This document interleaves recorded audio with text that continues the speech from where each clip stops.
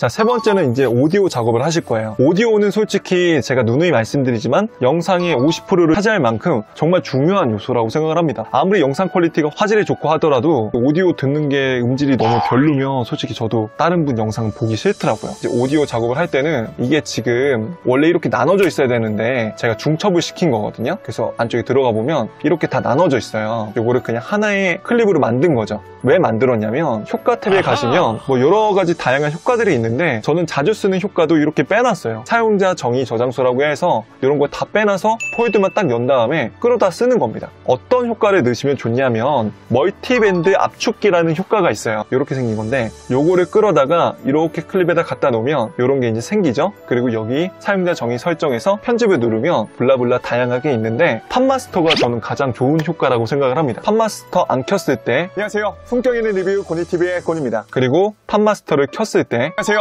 품격 있는 리뷰 고니TV의 곤입니다. 요즘 가장 핫한 집 차이가 있죠. 그래서 목소리가 진짜 더 명확하게 들리고, 그 전에 이 효과를 몰랐을 때는 그 오디오 트랙 믹서 여기 들어간 다음에 이 볼륨 조절을 하거나 여기서 효과를 줬는데 다 필요가 없습니다. 이 팟마스터 하나면 장땡이에요. 근데 만약에 팟마스터를 해서 목소리가 키워진 건 좋은데 노이즈 막 이런 게 지직거리거나 막 그런다면 이 상태에서 요거 버튼을 누르면 다양한 효과가 있는데 쭉 가다 보면은 노이즈가 있어요. 그리고 아래쪽에 노이즈 제거가 있어요. 요거를 클릭을 해서 요런 게 생기면 여기서 이렇게 기본값으로 하셔도 되고 한번 약한 노이즈랑 강한 노이즈를 설정하셔가지고 노이즈를 제거하시면 됩니다. 그래서 오디오 보정은 꼭 하셔야 되는 작업이에요. 저도 하다 보니까 느낀 건데 효과음은 A2 트랙을 쓴다고 말씀드렸잖아요. 근데 여기에 제가 효과음을 넣고 항상 이 데시벨을 한 -3에서 5 정도를 낮춥니다. 효과음이 너무 크면 사람들이 효과음이 너무 커요, 고니님 듣기 불편해요, 이런 귀한 말씀을 주시기 때문에 항상 효과음은 한 데시벨을 -4, 5 정도 낮추고, 그리고 배경음악은 눌러보면 -22 정도를 줬어요. 그래서 배경음악이 내가 말하는 거에 있어서 방해가 안 되게끔, 뭐 정석은 -15에서 25 그 사이라고 하더라고요. 그래서 이렇게 저는 -22를 맞춰놓고 요거를 다음 영상에도 쓰고 싶다 하면은 컨트롤 C 복사한 다음에 여기로 가져가서 3번 트랙에는 파일이 있으니까 메인 배경음악은 4번 트랙에다 놓고 이걸 클릭을 하셔야 돼요. 복사 붙여넣기를 하면은 이렇게 배경음악이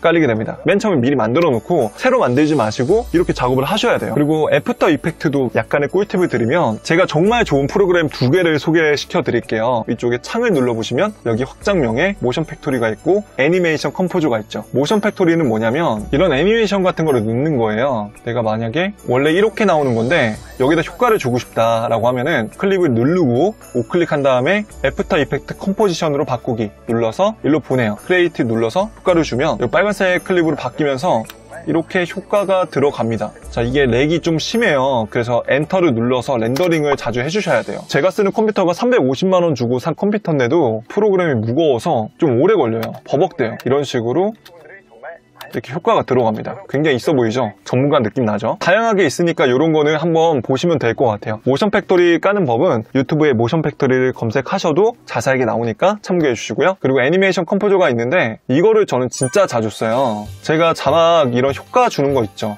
모두 다 애니메이션 컴포저로 하는 겁니다. 만약에 이 자막을 효과를 주고 싶다 그러면 자막을 누르고 원래 그냥 이렇게 나오는 건데 우클릭 누른 다음에 이것도 똑같이 애프터 이펙트 컴포지션으로 바꾸기 눌러서 여기서 트랜지션 프리셋 들어간 다음에 이런 효과를 넣고 싶다 그러시면 이걸 끌어다가 이렇게 놓는 거예요. 이렇게 자막이 효과가 생깁니다. 그게 있어 보이죠? 순식간에. 이것도 제가 자세한 설명을 알려드리는 것보다는 여러분들이 유튜브에 한번 애니메이션 컴포저를 검색을 하셔서 다운을 받으시고 사용하시면 될 것 같아요. 제가 이거 설명을 일일이 다 드리면 시간이 너무 오래 걸릴 것 같아요. 지금 애니메이션 컴포저하고 모션 팩토리 꼭 사용을 해보시길 권장드립니다. 자, 이렇게 영상을 다 만들었어요. 만들면 컨트롤 M을 눌러서 내보내죠. 제목을 적고. 근데 윈도우 기반 쓰시는 분들 특히나 이 제목 바꾸고 싶을 때 이걸 딱 이 글씨를 누르면 무한 로딩 바가 뜨는 경우가 되게 많거든요. 저도 그래서 항상 내보내기 전에 컨트롤 S 눌러서 이렇게 저장을 하는데 이게 프로젝트 설정에서 일반 가신 다음에 이 렌더러 있죠. 여기서 이거를 소프트웨어 전용으로 바꿔주면 컴퓨터가 멈추는 그 무한 로딩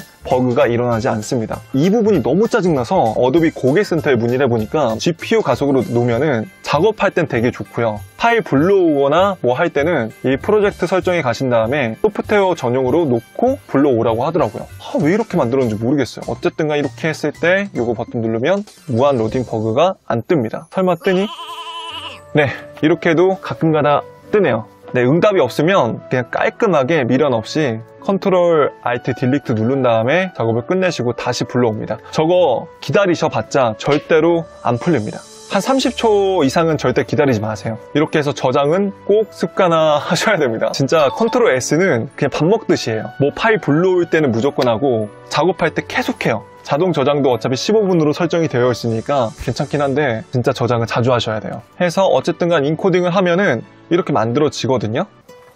왜 이렇게 멈추는 거지? 왜 이렇게 멈추는 거야? 여러분, 프리미어가 이래요, 진짜. 거짓말 아니고 프리미어 때문에 머리털 다 빠지겠어요. 너무 스트레스 받아가지고. 왜 이렇게 프로그램이 불안정한지 진짜 모르겠어요. 프로그램이 싼 것도 아니고.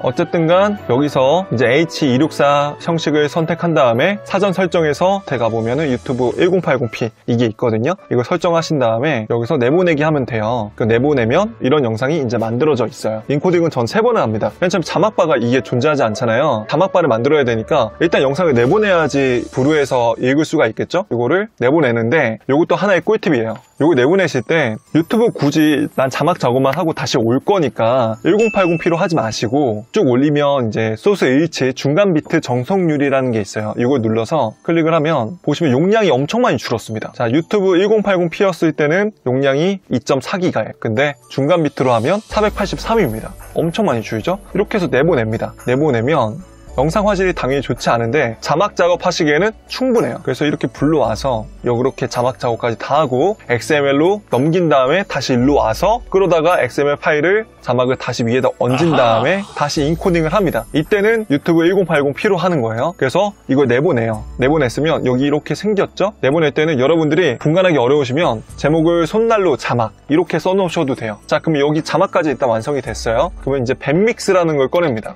이거는 솔직히 쓰셔도 되고 안 쓰셔도 되는데 욕심나면 나중에 쓰세요. 자, 이게 뭐냐면 이렇게 영상을 불러오면 여기 자막이 들어간 다음에 이런 자막을 다 입힐 수가 있어요. 자, 봐요. 이렇게 누르면 자막이 이렇게 생겨요. 중간에 이런 것도 넣으면 이런 것도 생기고 이런 것도 넣으면 이런 것도 생기고요. 엄청 좋아요. 엄청 쉽게 자막 작업할 수 있어요. 단 이 자막 프로그램은 유료라는 거, 여러분들이 돈을 내고 쓰셔야 된다는 게 단점인데 제 기준에서 그렇게까지 비싼 건 아닌 것 같거든요. 가격이 홈페이지에서 구매를 하시는데 100년 사용했을 때 개별 구매를 하시면 보통 가격이 이게 지금 100년에 600원 정도 합니다. 근데 어차피 자막을 모두 다 사는 것도 아니고 정말 내가 필요하다고 생각하는 것만 자막을 사서 구매를 하셔가지고 사용하시면 되니까 솔직히 밴믹스 되게 추천해드려요. 가성비가 나쁘지 않은 것 같아요. 저는 이렇게 즐겨찾기로 제가 모아놓은 거고요. 만약에 이런 자막을 쓰고 싶다 하시면은 끌어놓은 다음에 이름은 바꾸면 돼요. 아 진짜 한 다음에 눌러보면 이게 뜨거든요. 소리가 없으면 심심하니까 여기 소리를 효과음을 추가할 수 있어요. 근데 기본적으로 되어 있는 효과음도 좋긴 한데 저는 제가 효과음을 다 모아놨기 때문에 이렇게 폴더를 정리해서 여기 유튜브 효과음 있죠?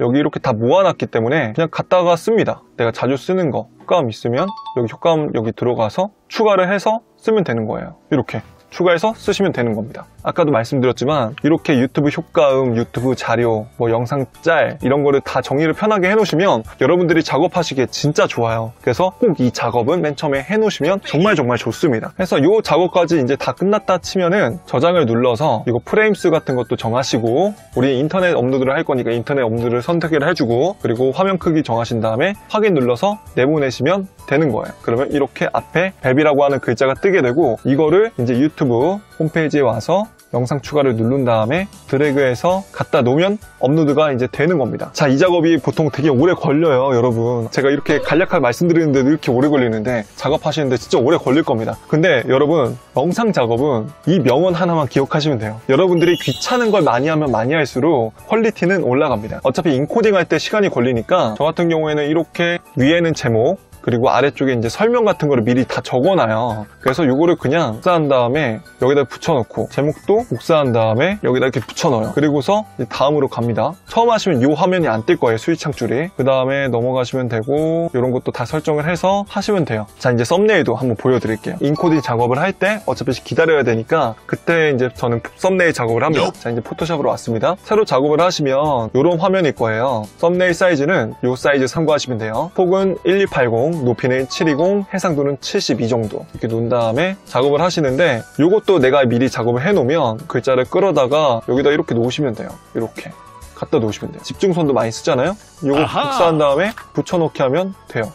이렇게 하면 되고, 이미지나 글자 레이어를 클릭하신 다음에 컨트롤 T를 제일 많이 쓸 거예요. 이게 사이즈 이렇게 줄이고 키우는 거. 그리고 컨트롤 누른 상태에서 이렇게 올릴 수도 있고 내릴 수도 있고, 이걸 제일 많이 씁니다. 컨트롤 T는 꼭 기억을 해주세요. 그래서 갖다 놓고 이미지를 가져와서 이렇게 쓰는 거죠. 이런 식으로 작업을 하시면 됩니다.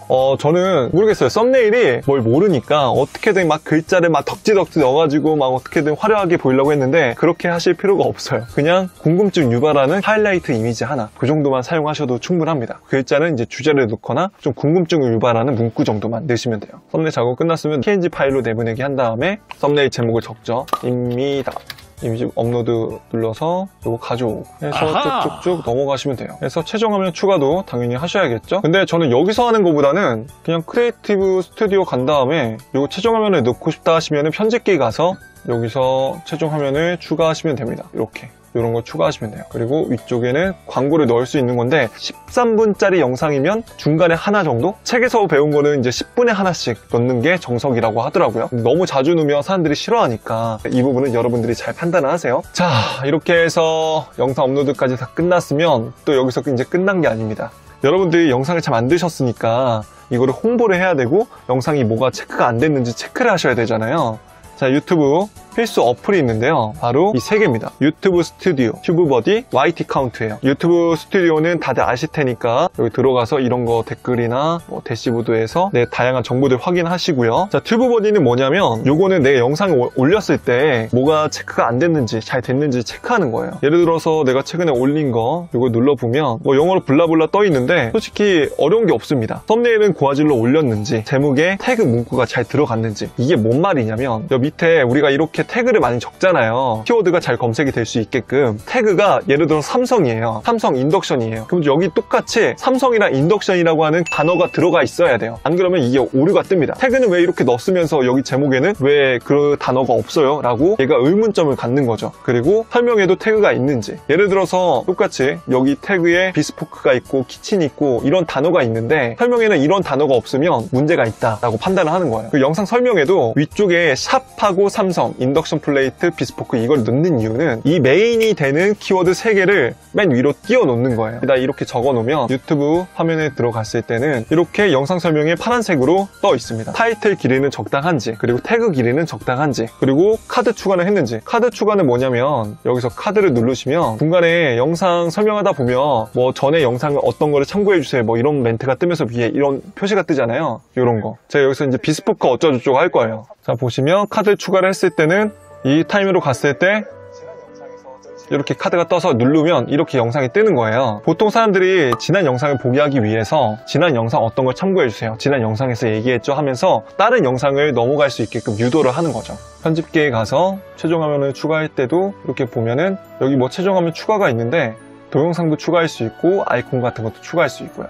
그래서 저는 미리 이거 제 채널 아트 프로필을 만들어 놨기 때문에 이걸 갖다 놓고 이렇게 해서 저장을 누른 다음에 최종 화면까지 추가를 합니다. 그리고 마지막 밑에는 트위터에 공유를 했는지, 페이스북에는 공유를 했는지 이런 것도 떠 있는데 이것도 꼭 SNS에 저는 홍보를 하는 걸 추천드려요. 왜냐면 여러분들 SNS에서 타고 넘어오시는 분들도 은근히 많거든요. 그렇기 때문에 페이스북, SNS 뭐 내가 안 하더라도 일단 올려놓으세요. 홍보가 진짜 중요합니다. 뭐 저 같은 경우는 제품 리뷰다 보니까 핸드폰 꿀팁 같은 걸 제가 만들어 놓으면 갤럭시 카페나 아이폰 카페에 가서 그 영상을 업로드를 해요. 근데 실제로 반응도 되게 좋고 사람들이 댓글도 많이 달고 넘어오신 분들도 되게 많아요. 내가 정말 유용한 정보라고 생각을 하면 넌지시 영상 홍보하는 느낌보다는 이런 꿀팁이 있는데 혹시라도 이런 내용, 자세한 내용이 궁금하시면 영상을 그냥 참고만 해달라, 이 정도만 하시면 돼요. 왜냐면 너무 홍보하는 느낌이 많이 나면 카페 강퇴당하는 경우도 있고요. 조금 조심을 하셔야 된다는 거. 그래서 홍보까지 다 했다 그러면 1달락은 된 겁니다. 이 영상이 잘 되는지 안 되는지는 지켜보셔야 돼요. 채널 대시보드 가시면 여기 보면은 분석이 있어요. 분석을 눌러보시면 총 이렇게 뜨거든요. 네, 제 추정 수익하고 이런 게 다 뜹니다. 그래서 실시간 활동에서도 지금 시간별로 얼만큼 조회수가 나오고 있는지 이런 게 다 떠요. 그리고 인기 영상이 뭐가 있는지, 만약에 예를 들어서 이 동영상을 이제 내가 올렸어요. 이게 분석을 눌러서 이렇게 살펴보는 거예요. 근데 이 영상은 지금 생각보다 반응이 별로 없더라고요. 근데 너무 신기한 게 롤러보이 TV도 전시기간 때 올렸는데 그때 안 되면 이거 안 되겠다라고 했는데 갑자기 이제 와서 조회수가 되게 잘 터지는 영상들이 있어요. 그래서 저도 솔직히 왜 이게 잘 터지는지 잘 모르겠는데 네이버에 보니까 뭐 기사가 터진 것도 아니고 진짜 모르겠어요. 가끔가다 이렇게 좀 이해가 안 가는 영상도 있습니다. 분석에 가보시면 인기 영상이 쭉 있는데 눌러보면 이렇게 총 조회수나 클릭률 뭐 이런 게 다 떠요. 평균 시청 지속 시간도 뜨고요. 잘 되는 영상은 왜 잘 되고 안 되는 영상은 왜 안 되는지 이런 것도 분석을 하셔야 되는데, 이거는 솔직히 어느 영상이 꼭 잘 된다라는 건 없습니다. 그런데 잘 되는 영상의 썸네일이나 내가 말하는 게 뭐였는지 그런 거를 좀 소스를 알고 정리를 하셔야 돼요. 이런 거 눌러보면 이제 시청자 성별도 다 나오고요. 유튜브가 확실히 이런 게 너무 잘 되어 있어요. 진짜 제 채널은 만 18세에서 45세까지 많이 보시네요. 여러분들이 이런 분석을 가셔서 이런 숫자와 되게 친해져야 됩니다. 자, 제가 오늘 준비한 내용 여기까지인데 보시면서 어떤 생각이 드시나요? 생각보다 영상 하나 제작하는데 정성과 시간이 굉장히 많이 들죠? 네, 맞습니다. 정말 정성과 시간을 갈아 넣는 겁니다, 이건. 그래서 여러분들이 유튜브를 하시려고 하신다면 여러분들의 취미, 전문 분야로 맨 처음에 접근하시는 게 되게 좋아요. 예를 들어서 내가 뭐 아나운서예요. 내가 스튜디오스라고 하면 스튜디오스 뭐 면접 봐서 붙은 그 썰 같은 걸 푼다던가 아니면 팁 같은 걸 푼다던가, 그러면 내가 자신도 있고 하다 보니까 할 얘기도 많고 지망생들에게 도움도 많이 되겠죠. 그래서 좀 취미나 자기 전문 분야에 대해서 얘기하시는 게 전 참 좋은 컨텐츠다라고 생각을 합니다.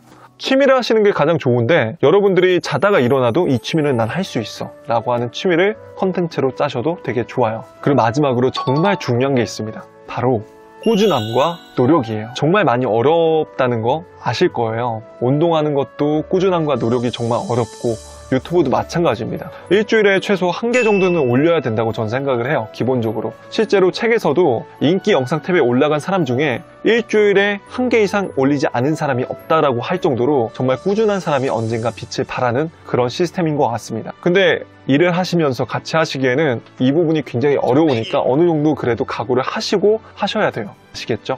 하지만 여러분, 저도 이만큼 했습니다. 여러분들은 무조건 저보다 더 잘하실 거예요.